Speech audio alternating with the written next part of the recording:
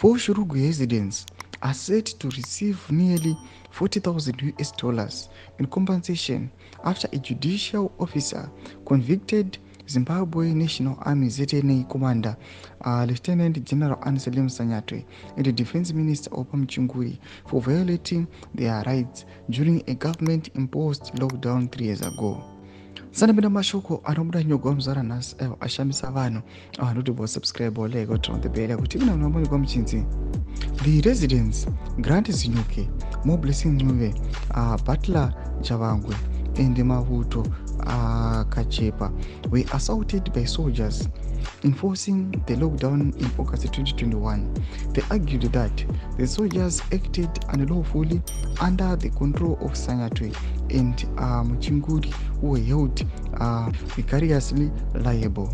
Represented by lawyers from Zimbabwe and lawyers for human rights, the residents described severe injuries resulting from the assaults.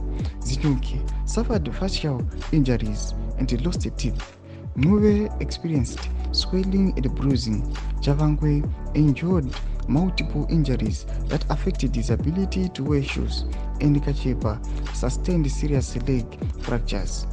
The magistrate, Patricia Gwetsai, ordered Sanyatwe and Mchinguri to pay Zinyuke 10,000, Nuve 8,000, Javangwe 8,000, Mavuto $12,000 for pain, suffering, trauma, and medical expenses related to their injuries. Lomashukano Buddha, Chiona Vakumana Ava, Vachipenalize Vachinza Vabhadhare mari iyo, noda kokuti they caused these human beings to suffer. Zvarikuona kuti aiwa sevakumana vanoenforce mutemo vakaita zvinhu zviri unlawful, vakaita kuti vanhu vakwanise kuti brutalize macitizens zvakadai, zvinhu zvakatoshamisa vanhu kuti aiwa zviri zvekuenforce lockdown iri izvi vachionekwa vanhu vachisafa mabruises and swelling. Tudze mafunguro enyu moti kudii pamusoro pechitiko ichi. Pina comment section medu, subscribe or like and turn on the bell icon.